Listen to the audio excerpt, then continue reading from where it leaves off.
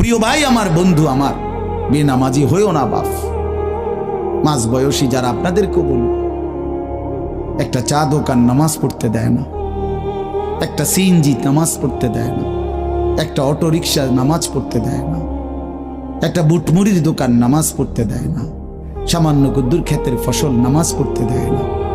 12,000, 14,000, 20,000 টাকার একটা চাকরি, এটা আপনাকে এক ওয়াক্ত নামাজ পড়তে দেয় না। হায় হায় বদনসিব! কয় টাকার বিনিময়ে আল্লাহকে ভুলে গেলে? 20,000 টাকার বিনিময়ে। একটা দোকানে কয় হাজার টাকা বেতন হলো, এই 30,000, 40,000 টাকার বেচা কিনার বিনিময়ে আল্লাহকে ছেড়ে দিলেন। যুবক ভাই, তোমরা এই 12, 14, 20,000 টাকার একটা মোবাইলের কাছে আল্লাহকে ছেড়ে দিলা।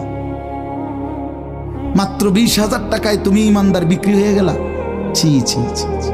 মোমেন তো এত কম দামে বেচা হয় না, এত অল্প দামে তো বেচা হইবার কথা না ভাই।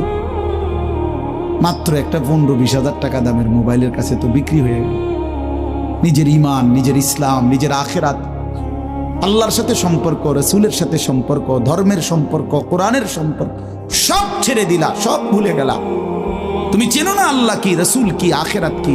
তুমি চিনছো শুধু মোবাইল, নারী, ছবি, নর্তকী, জিনা, ব্যভিচার, অসভ্য দৃশ্য, বন্ধুদের আড্ডা। না ভাই, এত কম দামে ইমানদার বিক্রি হয়।